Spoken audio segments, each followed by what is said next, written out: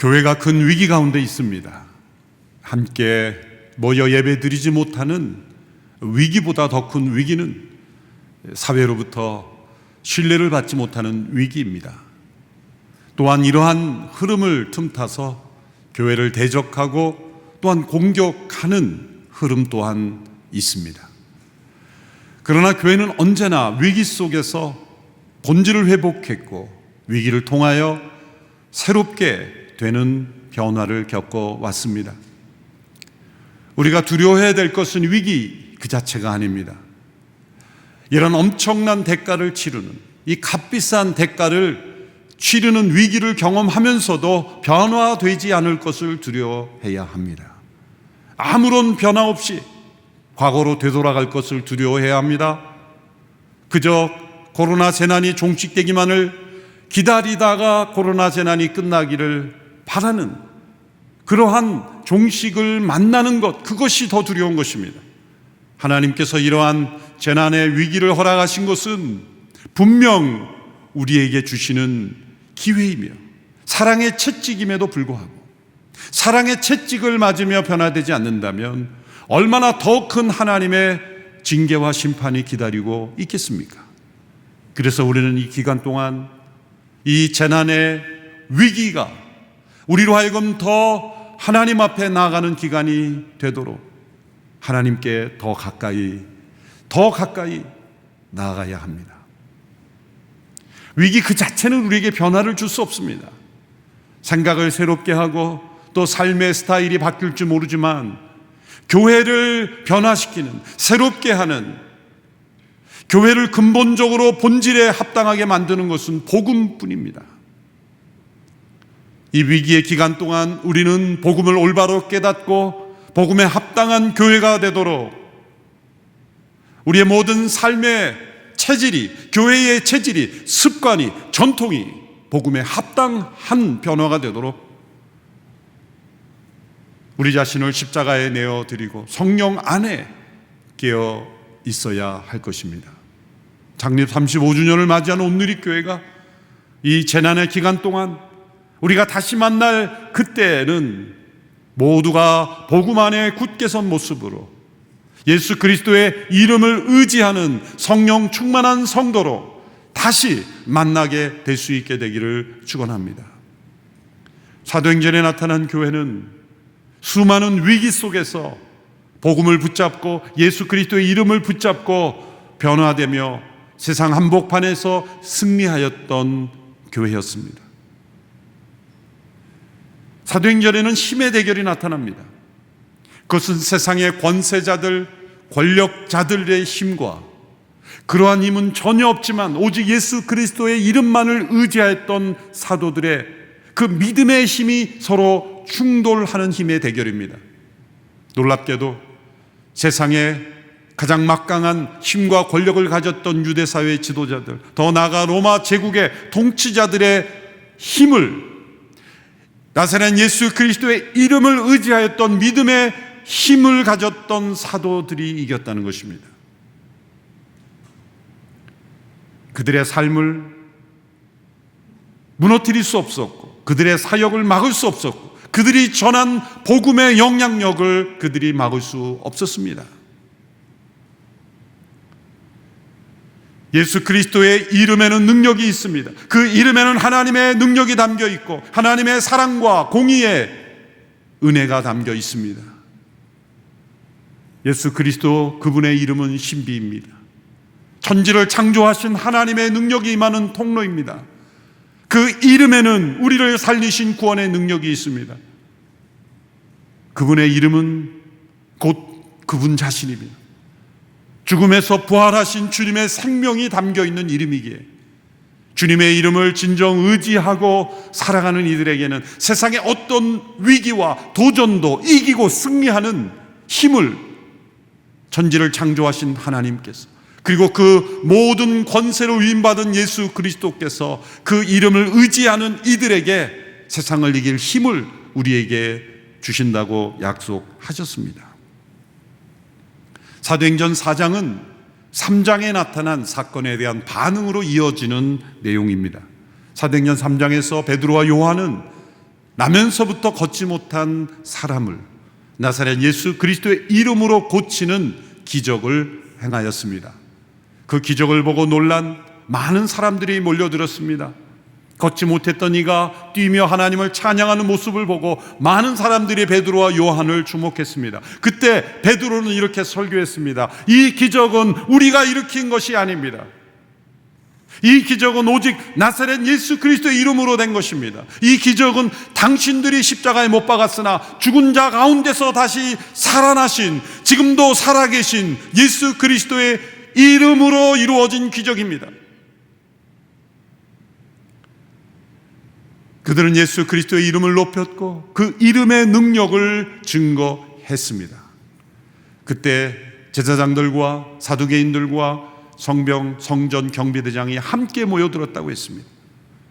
그들은 두려워했고 나사렛 예수 그리스도의 이름으로 전하는 그들의 입을 막고자 했습니다. 자신들의 거짓과 위선이 드러나는 게 두려웠기 때문입니다. 그들은 예수님을 십자가에 못 박았던 그 빌라도를 뒤에서 조종하고 세상의 권력으로 압력을 가하고 수많은 군중들을 거짓으로 선동하여 자신들의 악과 거짓과 위선을 감추는 데 성공했다고 생각했던 사람들이었습니다. 그러나 예수님이 죽은 자 가운데서 사흘 만에 다시 살아나셔서 그 부활의 생명을 부여받은 사도들이 예수님의 이름으로, 살아계신 예수님의 이름으로 복음을 전하자 기적과 능력이 나타나자 그들은 두려웠던 것입니다. 그래서 그들의 입을 막고자 하였던 것입니다. 그러나 그들의 입은 막을 수 없었습니다. 그들이 전하는 복음은 가려질 수 없었습니다. 살아계신 예수 그리스도의 이름의 영향력은 세상의 어떤 권세와 악의 세력도 결코 막을 수가 없었던 것입니다.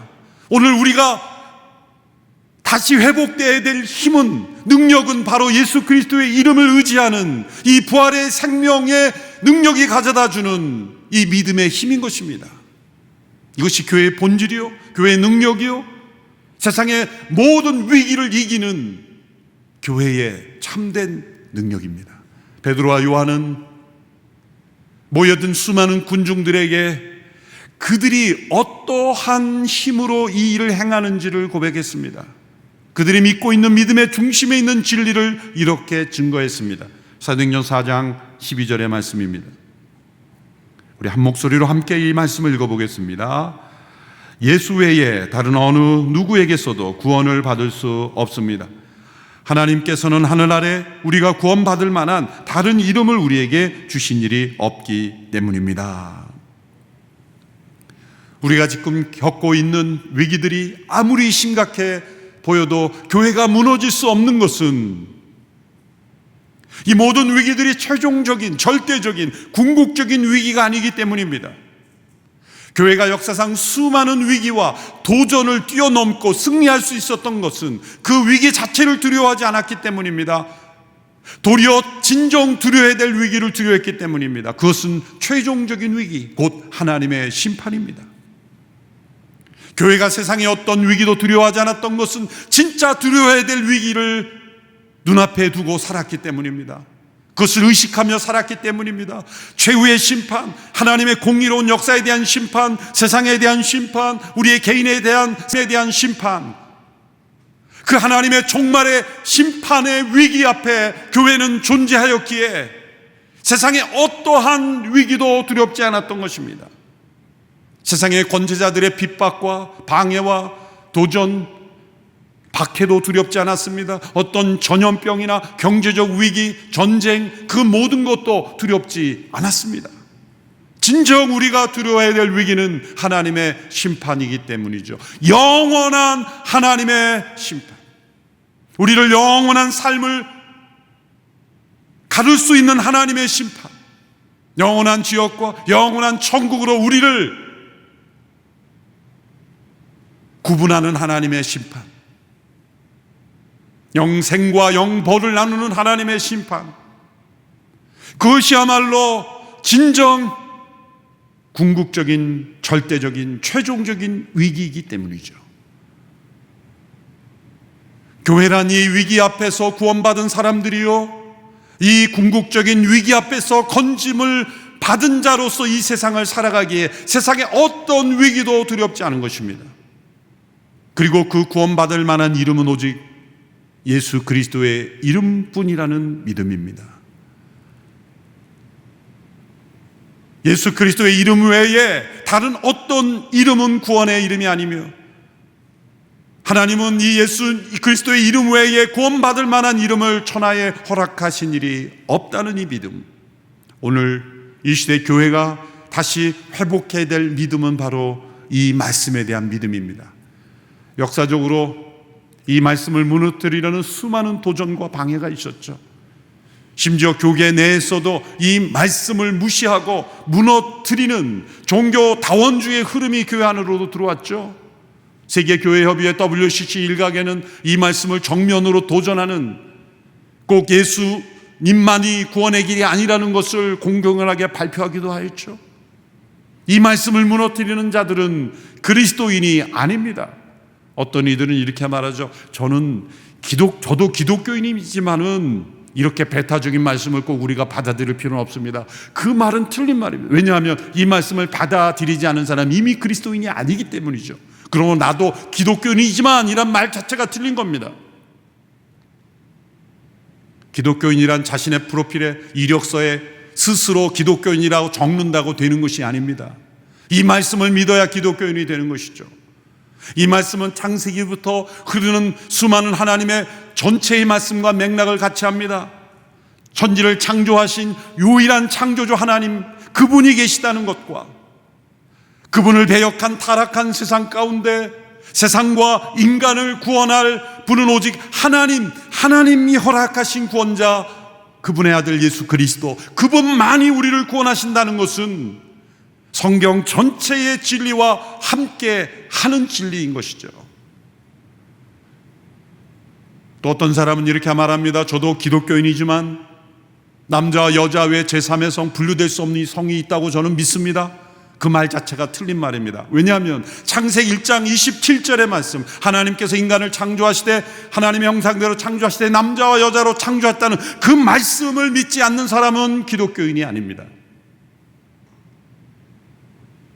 어떤 사람들이 이렇게 말하죠. 기독교는 왜 이렇게 배타적이냐, 포용력이 없느냐, 다른 이로서는 구원받을 만한 이름이 없다는 이 말씀을 믿고 오직 예수 그리스도 이름에는 구원을 받을 길이 없습니다 라는 그 말씀을 주장하는 것을 배타적이라고 말하고 폐쇄적이라고 말합니다. 포용이라는 이 단어를 절대화하는 것입니다. 포용이라는 것은 상대적 가치이지 절대적 진리가 아닙니다.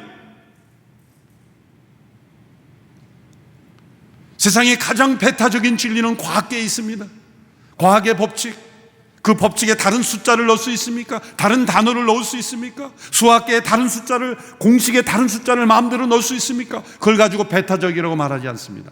과학과 수학, 자연의 법칙에 진리가 배타적이듯이 영적 세계에도, 도덕적 세계에도 배타적인 진리가 있는 것입니다. 남자와 여자 외에 다른 연색체가 없다는 것이 과학적으로도 증명되었으며, 또한 한 가정을 이루는 남자와 여자 외에 한 생명이 태어날 길이 없는 것, 이것은 하나님의 창조의 법칙이요, 윤리의 근본이요, 가정의 근간인, 이것은 배타적인 것이 아니죠. 이것은 보호하고 순종해야 될 진리인 것입니다. 다른 이로서는 구원을 얻을 이름이 없다는 이 진리를 믿는 사람만이 기독교인인 것입니다. 하나님께서 남자와 여자로 창조하셨다는 질서를 믿는 사람이 기독교인인 것입니다.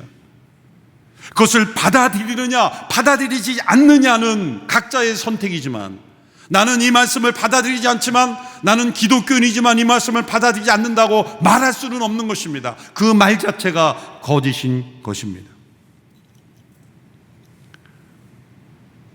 사도행전에 나타난 이 힘의 대결에서 세상의 권세와 세상의 도전과 세상의 위기를 이길 수 있었던 능력은 이 베드로와 요한의 마음속에 있었던, 베드로를 통해서 고백된 이 고백, 다른 이로서는 구원을 얻을 수 없나니 천하에 구원을 얻을 만한 다른 이름을 주신 일이 없다라는 이 믿음, 나사렛 예수 그리스도의 이름에 담긴 이 복음의 능력에 대한 이 믿음이 바로 사도행전의 그 놀라운 능력을 일으켰던 비결이었던 것입니다.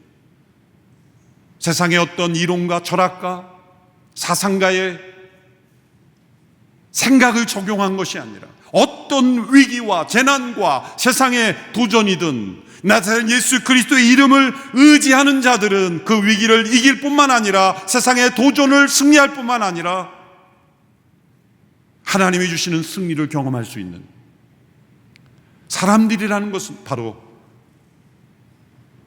구원하신 이는 오직 예수 그리스도의 이름뿐이기 때문이죠. 이것이 베드로의 고백이요, 교회를 붙잡아줬던 고백이요, 또한 우리가 다시 붙잡아야 될 고백인 것입니다. 당시 권력자들은 베드로와 요한을 붙잡아 사내들인 공회 재판에 넘겼습니다. 사내들인 공회는 당시의 입법, 사법, 행정 3권에, 오늘날 우리 시대의 자유민주국가에 분리되었던 3권을 다 가지고 있었던 권력기관입니다. 권력기관이 분산되지 않으면, 권력이 분산되지 않으면 반드시 부패됐다는 것을 보여주는 것이 사내들인 공회입니다. 이들은 베드로와 요한을 핍박했습니다. 이것은 교회의 복음 증거에 대한 최초의 박해라고 부를 수 있는 것이죠. 교회를 도전하고 회방하고 복음을 방해하는 것은 교회 역사만큼이나 오래된 것입니다.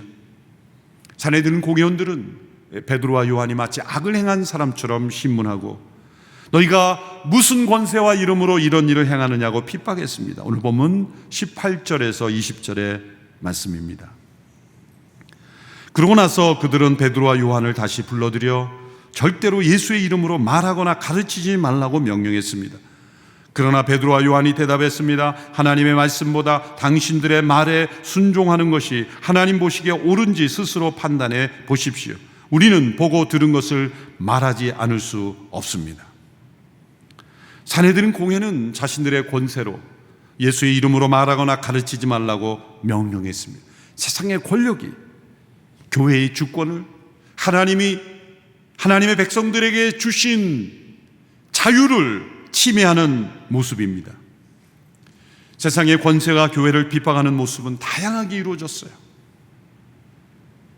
극단적으로는 로마 시대 네로 황제처럼 실제로 그리스도인들을 죽이는, 황제를 숭배하지 않는 이들을 불태워 죽이고 창으로, 칼로, 동물로, 야생으로 동물을 통해 죽이는 끔찍한 핍박이 있었습니다. 지금도 그에 준하는 핍박들이 일어나는 지역들이 있습니다. 극단적 이슬람 지역, 공산주의 사회, 성경과 교회를 불태우고 심지어 교회 지도자들을 암살하는 일들이 일어나는 지역도 있습니다. 그러나 정반대로 교회가 사단의 유혹에 넘어가 잘못된 모습으로 교회의 주권을 잃어버리는 모습도 있었습니다. 중세교회의 모습이죠. 교회와 세상 권력이 서로 하나 되어 결탁되어 교회가 세속 권력 위에 권력을 행사하여 교회가 도리어 영적 능력을 잃어버리는 모습, 이것도 또 다른 형태의 교회의 영적 자유를 잃어버리는 모습이었죠. 이러한 양극단은 아니지만 세속 권력에 의하여 교회의 주권과 자유가 여러 가지 이유로 침해당하는 사례들이 교회 역사적으로 끊임없이 있었습니다. 최근 전 세계적인 코로나 재난으로 특별히 많은 교회가 있는 지역들에게서 이 교회와 세속 정부 간의 갈등과 또 법적 공방까지 이루어지고 있습니다. 특별히 미국의 지금 여러 주 도시에서는 심각한 법적 공방이 이루어지고 있습니다. 샌프란시스코시에서는 체육관, 미용실, 카페, 심지어 문신 시술 같은 그런 다수의 방문자들을 다 허용하면서도 교회 예배에는 회중 1명만 허용한다는 행정명령을 시행했죠. 이것은 방역을 핑계로 평소에 반기독교적인 지도자들이 교회를 무시하고 업신여기고 멸시하는 행정명령이라고 밖에 볼 수 없습니다. 법무부에서도 이것은 종교의 자유를 침해하고 수정헌법 1조를 위반하는 것이라 발표까지 했죠. 샌프란시스코의 캐톨릭 교도들은 지난 20일 프리덤 매스, 미사의 자유를 달라 외치며 시위를 하기도 했습니다. 한국교회는 방역에 최대한 협조했습니다. 소수의 수칙을 지키지 않은 교회들로 인하여 지금 연대 책임을 지고 있는 거죠. 그러나 수십 명이 모이는 식당과 카페, 마스크를 쓰지 않고도 차를 마시고 곳곳에 다중이용시설들이 허용될 수 있는 수준이 되었음에도 계속해서 교회만큼은 모여서 안 된다고 말한다면 그것은 교회의 자유를 심각하게 훼손하는 것일 겁니다. 교회는 모이지 않아도 되고 가장 먼저 포기되어야 될 것이라고 마땅하다고 생각하는 그것은 반기독교적인 생각이라고 말할 수밖에 없습니다. 이러한 문제를 이미 오래전에 여러 가지 케이스로 경험했던 신학자이자 목회자였던 아브라함 카이퍼, 지난주에도 제가 인용했습니다마는 이것을 성경적인 관점으로 잘 정리한 분입니다. 그는 네덜란드의 목회자요, 신학자요, 교육자요, 정치가로서 아주 중요한 단어를 통해 이 문제를 정리했습니다. 영역주권이라는 단어입니다. 그래서 네덜란드 표현으로 직역하면 각각의 원 안에 있는 주권, 각각의 원 안에 있는 주권이라는 뜻이죠. 그래서 각각의 원이라는 것, 각각의 영역들이 있다는 거죠. 하나님께서, 창조주 하나님께서 이 창조주의 세계를 통치하시기 위하여 하나님의 주권을, 각각의 영역에 고유한 주권을 맡기시고 부여하셨다는 설명입니다. 모든 주권은 하나님의 주권이죠. 그러나 그 창조의 목적을 이루기 위해서 가정과 교회, 국가, 학교, 예술, 사업, 문화, 사업 등 각각의 영역에 고유한 주권을 주셨다는 거죠. 그런데 그 고유한 주권의 영역을 파괴하고 그 경계선과 바운더리를 무시하고 넘어갈 때 세상을 혼란하게 됐다는 거예요. 그래서 플러실학교 전 총장이었던 리차드 마우 박사가 이 아브라함 카이퍼 영역 주권의 이름을 설명하기 위해서 세 가지 그림을 잘 정리했습니다. 첫 번째 잘못된 그림은 중세적인 관점입니다. 그것은 하나님의 주권이 교회를 통해서만 세상에 그 주권이 실행된다는 생각입니다. 이게 중세적 사고방식이었죠. 이 관점은 하나님의 통치가 인간의 모든 영역에 인정되어야 된다는 면에서는 바르게 인식한 거지만, 잘못된 점은 교회가 그 매개체가 되어야만 한다는 것은 잘못된 것입니다.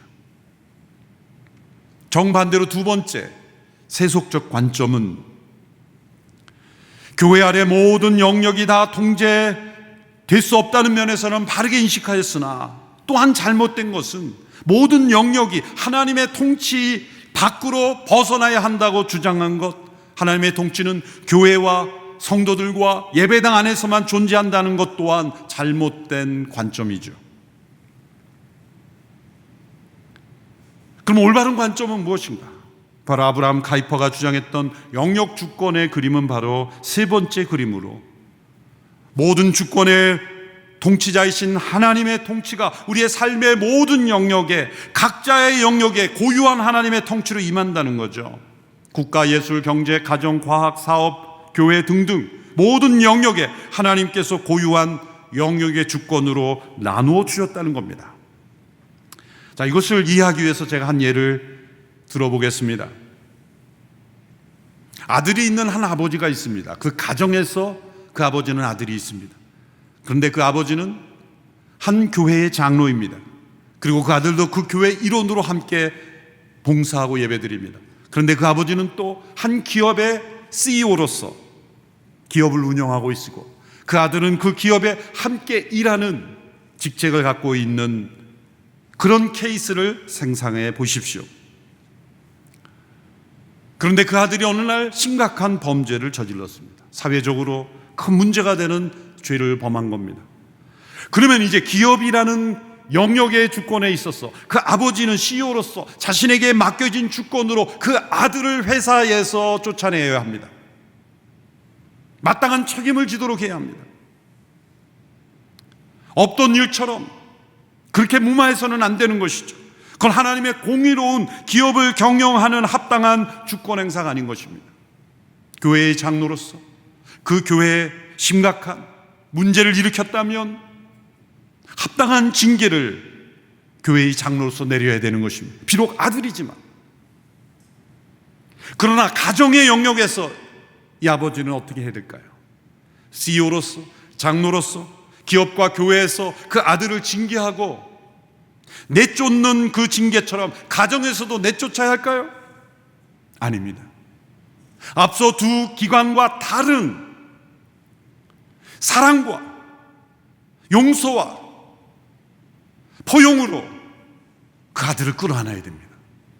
그것이 가정에 하나님께서 만드신 목적이기 때문에 세상의 모든 영역에서 버림받았다 할지라도 가정은 받아줄 수 있는 하나님의 사랑으로 그 아들의 아픔을 함께하며 그 아들의 잘못에 대한 책임을 함께 지며 함께 슬퍼하며 고통을 함께 분담하며 그 아들의 손을 잡고 끌어안고 그 아들을 사랑으로 회복시켜야 하는 것이 바로 아버지입니다.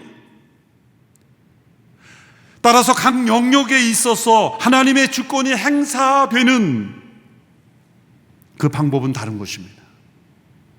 고유한 영역들이기 때문이죠. 그러나 세상은 끊임없이 이 공유 영역들을 서로 넘나들며 서로 혼돈하게 만들었습니다. 아브라함 카이퍼가 목회자로 신학자로 사역하다가 기독교 교육을 학문의 영역에서 이 하나님의 주권이 서야 된다는 비전을 가지고 기독교 대학, 순수한 기독교 대학을 자유대학교를 창립하죠.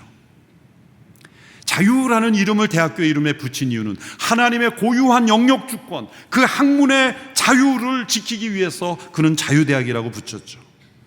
수많은 방해가 있었습니다. 공격이 있었습니다. 수많은 국립대학이 있는데 왜 기독교 대학이 있어야 되느냐 반대가 있었지만 그러니 하나님의 영역 주권을 학문의 영역에서 실천하기 위하여 이 기독교 대학은 반드시 세워져야 된다라는 일념으로 결국 개교를 했습니다. 그가 개교 연설을 한 것이 영역 주권이라는 주제의 연설이었어요. 그 연설, 긴 연설 가운데 두 가지 중요한 문장을 제가 인용합니다. 첫 번째 문장은 그 영역 주권의 개념을 가장 설명하는 정의처럼 알려진 문장이죠. 만물을 통치하시는 그리스도께서 인류가 존재하는 모든 삶의 영역들 중 자신의 것이 아니라고 말씀하시는 영역은 단 한치도 없다. 그리스도는 만물의 통치자이기에 모든 영역에 그분의 것이 아닌 것은 한치도 없습니다. 이것이 영역 주권의 첫 번째 믿음입니다. 교회를 통해서만 통치된다는 것이 아니라 모든 영역이 다 그 통치는 하나님의 통치에 된다는 거예요. 두 번째, 그는 왜 기독교 대학을 세우는지를 이렇게 설명했습니다. 실로 항해에 부적합한 이 작은 선박을 바다에 띄우는 것이다. 이제 작은 이 기독교 대학이 세워질 때 마치 바다를 항해하기에 부족한, 적합하지 않은 작은 선박과 같은, 태풍에 휩쓸릴 것 같은 작은 선박을 띄우는 것이라 표현했죠. 그러나 왕이신 예수의 주권 아래 특허를 받아 모든 지식의 항구에 영역 주권의 깃발이 세워지기까지 그렇게 되어야 합니다. 이것이 화란 자유대학교의 설립 목적이었습니다. 제가 이렇게 복잡해 보이는 강의 같은 이야기를 왜 드립니까?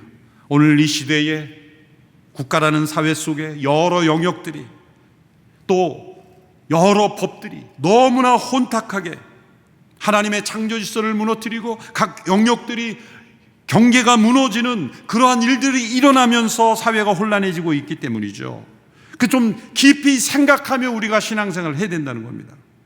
하나님은 세상을 한 종류로 창조하지 아니하고 다양한 종류로 각 종류대로 창조하셨어요. 또 각 영역을 창조하셨어요. 가정과 교회, 국가, 그리고 예술, 교육, 사업, 모든 영역이 다 하나님의 영역입니다.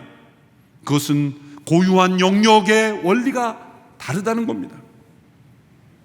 구약 역사대 보면 하나님이 왕이라는 직무를 만들지 않고 선지자, 제사장, 왕 이렇게 다양하게 영역을 만드신 것은 권력을 분산시키신 거예요. 예수님께서 세금 문제로 질문하는 사람에게 가이사의 것은 가이사에게, 하나님의 것은 하나님에게라고 말씀하신 것은 가이사와 시저가 하나님이 대등하다는 게 아니라 정부가, 국가가 요구하는 영역 주권에는 순종하면 되는 것이고, 또 교회가 요구하는 영역 주권에는 순종하면 되는 것이다. 각기 영역 주권에 맞게 합당하게 행동하면 된다는 것을 말씀하는 거예요. 자유민주체의 가장 근간인 삼권 분립, 권력 분립이라는 것은 이 영역 주권이라는 이론에 기초하여 발달된 자유민주 체제인 거예요. 이 칼빈주의의 정치 사상이 자유민주주의의 근간에 깔려 있고, 그것은 권력 분립입니다. 각 영역에 대한 권력을 분립하는 거예요. 그래서 하나님의 주권이 가장 잘 나타나는 나라는 교회가 그 매개체가 되는 나라가 아니라 권력의 분립이 잘 나타나는 나라입니다. 이런 영역 주권을 침범한 정치 지도자들은 언제나 그 결말이 독재로, 심각한 독재로 이어집니다. 우리 장로교 정치도 영역 주권 이론에 근거한 거예요. 그럼 국가의 영역 주권은 무엇입니까? 그것은 각 영역이 톱니바퀴처럼 서로 맞물려 갈 때 서로 어긋날 때가 있고, 한 영역이 지나치게 욕심을 부려서 다른 영역을 침해할 때가 있어요. 그 경계선들을 공의로 지켜주는 것이 국가의 영역 주권입니다. 그래서 국가의 영역 주권은 단 한 가지의 목적이에요. 공의의 목적. 공의의 목적으로만 국가는 모든 영역 위에 주어지는 권세가 있는 겁니다. 그러나 각각의 영역 안에는 그 주권이 적용되지 않습니다. 최근 국회 일각에서 입법돼야 된다라고 강하게 부르짖고 있는 포괄적 차별금지법, 그리고 국가인권위원회가 강력하게 이것을 제정해야 된다고 주장하고 일부 언론들이 호응하고 있죠. 이 법의 가장 중요한 문제는 국가의 영역에 세워지는 법이 각 고유의 영역을 심각하게 침해한다는 거죠. 가정의 영역을 심각하게 침해하고, 기업의 영역 주권을 심각하게 침해하고, 교육의 영역을 심각하게 침해하는 겁니다. 국가가 해야 될 영역 주권은 각 고유의 영역이 서로 침범되지 않도록 그것을 잘 지켜주는 바운더리만 공의로 하면 되는 거예요. 그런데 국가의 주권이 행사되는 법에 남자와 여자 외에 분류될 수 없는 성이 존재하면 그 가정의 가장 기본인 남자와 여자가 부부가 되어 세워지는 이 가정의 바운더리를 파괴하는 거죠. 또한 학교에서 일어나는 철없이 자라나는, 또 철이 없을 수밖에 없는 어린 시절, 청소년 시절에 수많은 이유로 친구를 따돌림하고 소위 왕따를 만들고, 그것이 생김새건 이름이건 어떤 것이든지 간에 도덕적 미성숙함으로 인하여 다른 친구들을 따돌림할 수 있는 그런 세대에 성적 지향을 이유로 그렇게 따돌림하면 청소년들을 처벌할 수 있는 그러한 법을 만드는 것은 국가가 교육이라는, 학문이라는 도덕과 윤리를 형성하는 그 고유 영역을 심각하게 침범하는 것입니다. 또한 기업에서 사람들을 채용하고, 또한 승진시키고, 또한 우열의 경쟁을 통해서 보다 더 나은 기업이 되기 위해서 노력할 때 이 차별이라는 요소를 가지고 기업 활동에 심각한 제약을 가질 수 있는 영역 주권을 침범하는 법이라는 것입니다. 단순한 동성애만의 문제가 아닙니다. 이것은 과잉법이에요. 사회의 근간을 뒤집는, 국가의 영역 주권이 과잉으로 모든 영역을 무너뜨리는, 바운더리를 무너뜨리는 악법입니다. 이름은 멋있지만 포괄적이라는 의미, 그거예요. 그래서 이 법이 제정되면 모든 국가의 법들은 다 이 법의 기초에서 스크린을 받아야 됩니다.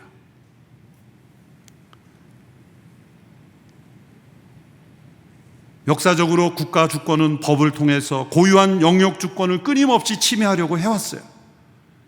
이미 이 가정의 영역 주권을 국가의 법이 들어온 게 많습니다. 예를 들면 자녀를 방치하고 학대하면 처벌을 받죠. 마땅히 받아야 된다고 생각해요.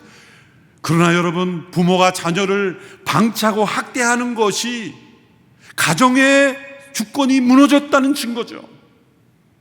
국가가 가정에, 사회에 개입을 하면 할수록 더 살기 힘들어진 사회가 되는 거예요. 도덕과 윤리로 가정이 먼저 회복됐더라면 이런 법은 필요 없는 거죠.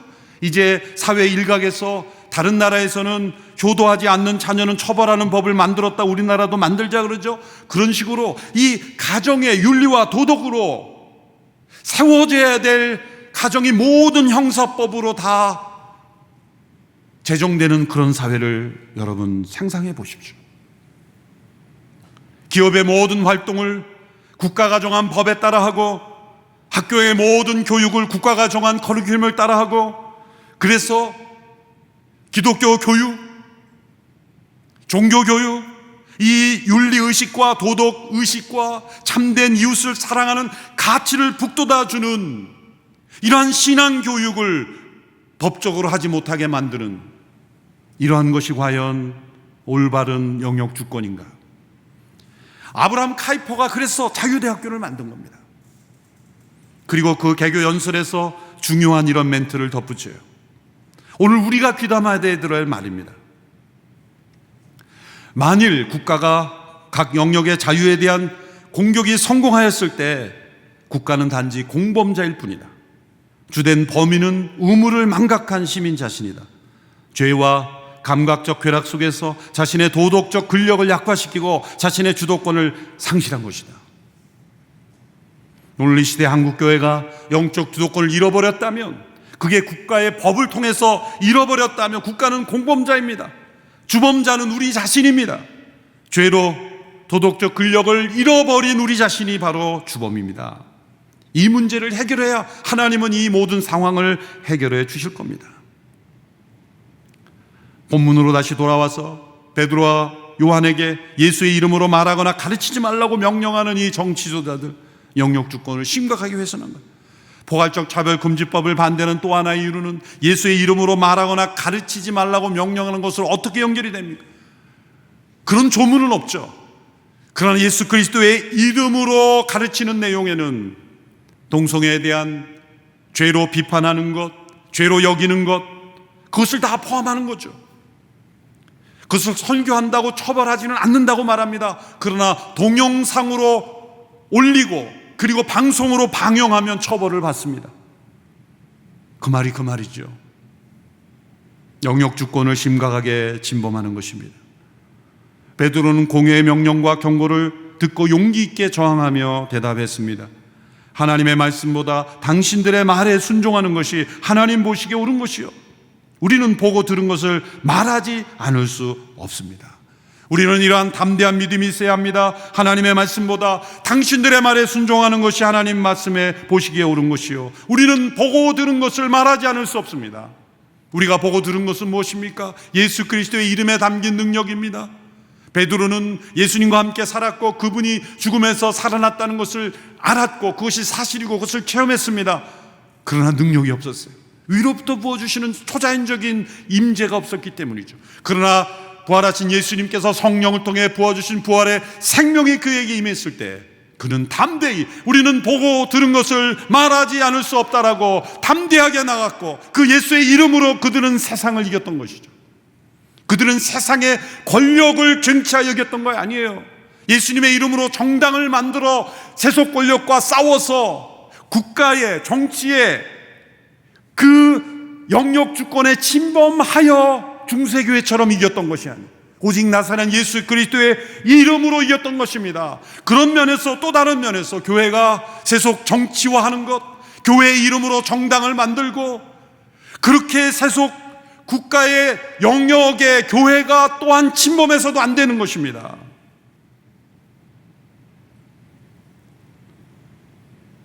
우리는 말하지 않을 수 없는 것을 말해야 되는 거예요. 그건 역사적 사실이어야 되고 진리여야 되고 우리가 체험한 것이어야 되고 반드시 그러한 사실이어야 돼요. 이것을 초자연적인 성령의 능력을 힘입어 교회가 의지해야 하는 것은 오직 예수 그리스도의 이름뿐입니다. 복음입니다. 우리가 포괄적 차별금지법에 반대하는 운동을 하는 것은, 국가의 영역주권을 침범하지 않은 것은 오직 예수 그리스도의 이름으로 전하는 복음에 합당하지 않은 것이며, 그것을 반대하는 것이 복음이며 하나님의 창조 질서를 지키는 것이기 때문입니다.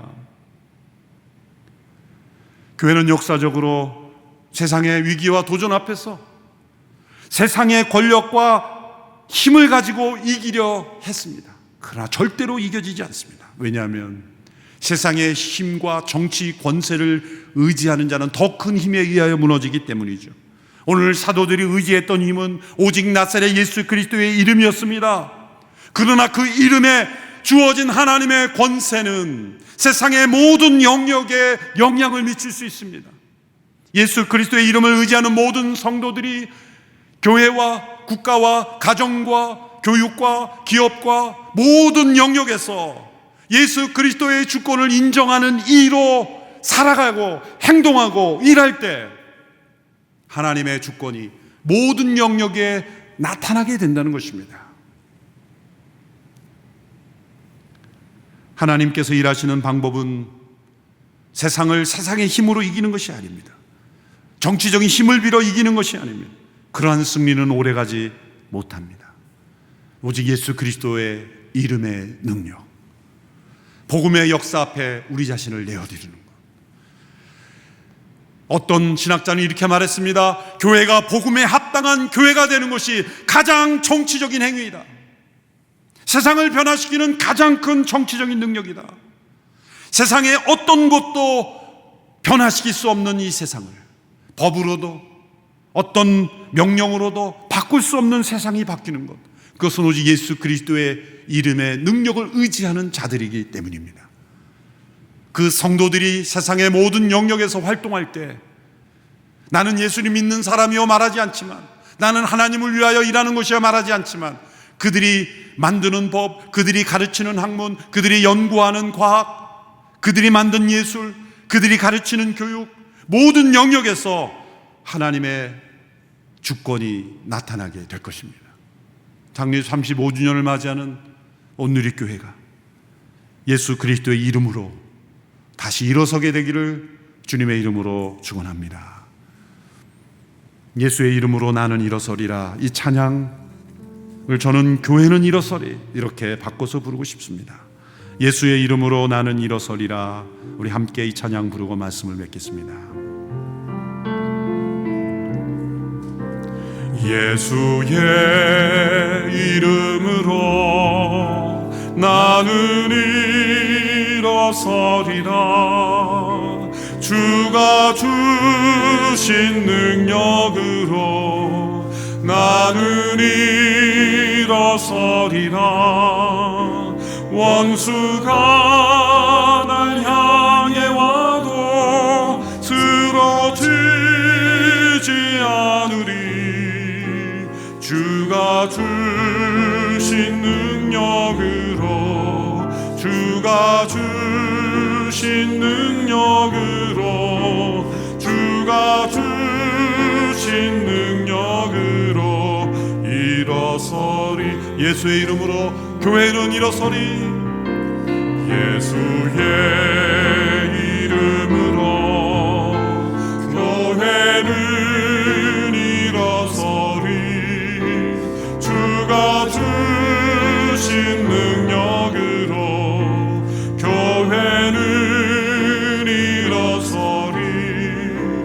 원수가 날 향해 와도 쓰러지지 않으리. 주가 주신 능력으로, 주가 주신 능력으로, 주가 주신 능력으로 일어서리. 하나님 아버지, 예수 그리스도의 이름의 능력을 체험하는 교회 되게 하옵소서. 이 세상의 위기와 도전 앞에 주의 이름을 의지하여 복음으로 승리하는 오늘의 교회 되게 하옵소서. 예수님의 이름으로 기도합니다. 아멘.